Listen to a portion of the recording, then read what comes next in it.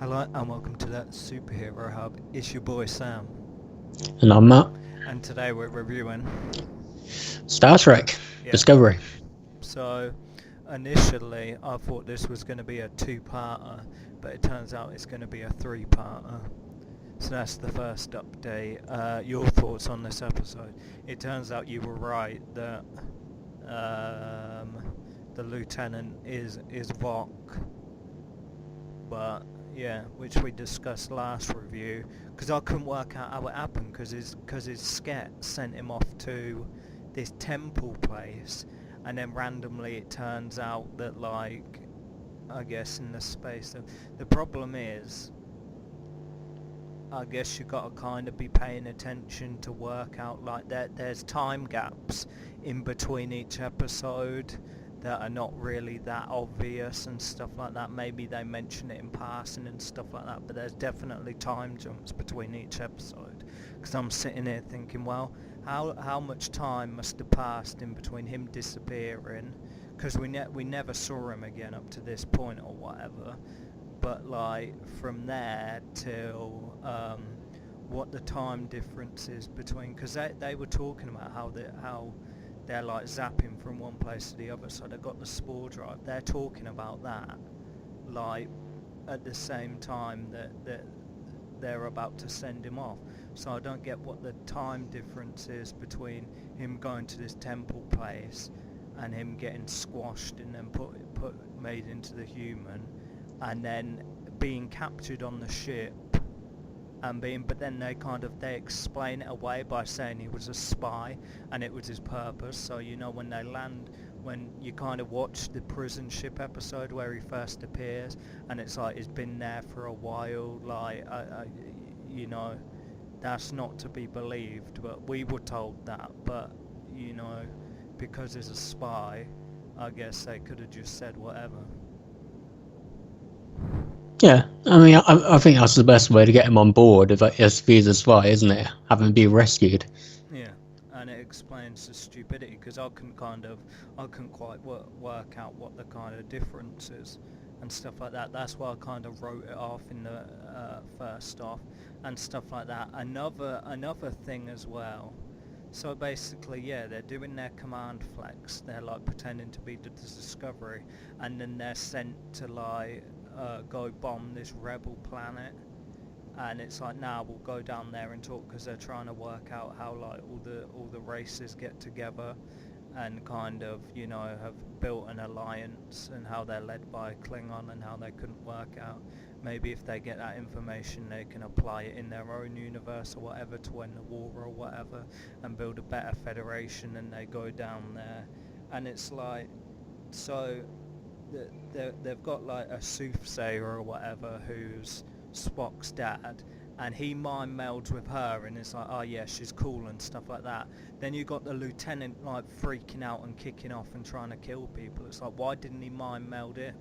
That's the annoying thing. Yeah, he kind of comes out and says who he is, but why wouldn't you have just like done it there and then?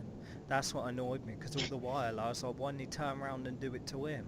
It's like, oh, why is your guy free? If I had to guess, and I can't, if I had to guess, I think it has to be like an agreed upon thing.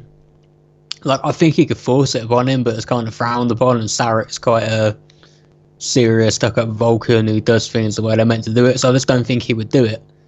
If he I agree with you, like, if it was agreed, but if he's not going to let him, then that's that, I guess. For me, it was... And also for, plot shenanigans, this makes sense. It was just dumb, because I was like, he's kicked off, he's swinging, he's trying to kill my man, and they're like, allow it. And then he's like, why is your guy attacking me? And she's like, I don't know. So it's like, well, I don't know, and I don't know. We've got a guy there who can tell us why, but we ain't even gonna explore it slightly. That's what annoyed me, because I was like, why don't they just mind meld him? Why don't they do whatever? You know what I mean? So I found that bit a little annoying. But yeah, it was kind of cool when we kind of found out what was going on and stuff like that. And then yeah, you've got the whole spore drive thing going on, and then Tilly finds a way to kind of fix the problem, but he kind of dies, and then he kind of comes back at the end but like I guess his spore spirit's gone to this forest place, and his mirror version's there as well. You know what? I've got to be honest with you. That He meets himself, right? And I'm pretty sure because of what the guy's wearing, that's the mirror version of him. So the same thing must have happened in their universe. So he's there and he's just like, okay, I'm aware of what's going on because I have this extensive knowledge. So I know there's a mirror universe because so does that guy. And it's like, okay, I've been sent here. And now I guess I'm just waiting for the other guy. That's why I was like, I wondered how long it'd take you to get here. So they're both on the same page, I guess. But now they're kind of like, what does that mean for like his real world body, if you know what I mean? Yeah, maybe. I felt a lot of this episode, the Klingon spice bit, that was kind of cool, but the rest of it, there's a lot of faffing around. Like, I'd rather just get to them fighting the bad guys, which is going to be, I guess, the next episode. And if we can just cut straight to reveal, that's lame. But she's the Emperor. They kept building it up. Well, who else was it gonna be? I don't know. Someone. It doesn't need to be someone we know. Be anyone, but I thought it was gonna be Harry Mudd at one point. Harry Mudd. Yeah, I suppose possibly. It just felt like they were building it up, like it was gonna be the bloody Emperor from Star Wars or something. And it's just her. Well, it's a shock for obviously what's her name because she let her down badly, so to speak. So you got that going on. Yeah, well, the problem is, like, you're going on, they're going to go and fight the bad guys. The problem is, that ain't their flex. They've got to figure out how to get home because, okay, they're going to go there and they're going to do whatever with the Emperor, and then they're going to end up going back to their own universe. And then that discovery from that unit is going to go back to its universe, and it's just like, oh, you know, we got zapped to another universe. What went down? And it's like, oh, you assassinated the Emperor. And yeah, I get that, but it's just that we've got 3 episodes of this. So then next season, you're gonna have the Mirror Universe US Discovery pop up again, and she's like the Emperor, and they're gonna be fighting each other. That's what it's setting itself up for, you know, because there's a lot of kind of. Because the immediate threat when they kind of solve this is going to be what the Mirror Discovery has been doing in their universe. So I mean, for future plot lines for seasons and stuff like that, it sets it up quite well, and it sets up drama because it's like, oh, you've been like blowing people up and stuff like that. How do you explain that? And it's like, oh, it's a Mirror Universe thing, and they're like, what? So there's going to be a lot of that going on. But they're doing that anyway, though. That's what they're doing in the universe, isn't it? They're going around fighting in a war. Well, it depends who they're blowing up. If they're blowing up Klingons, then who cares? Yeah, but other aliens as well. Because yeah, they'll be blowing up Klingons, but there's like in their universe it's just humans and everyone else is a bad guy, but in there it's just Klingons are the bad guys, and you've got other good aliens. They're going to be blowing up good aliens and stuff like that.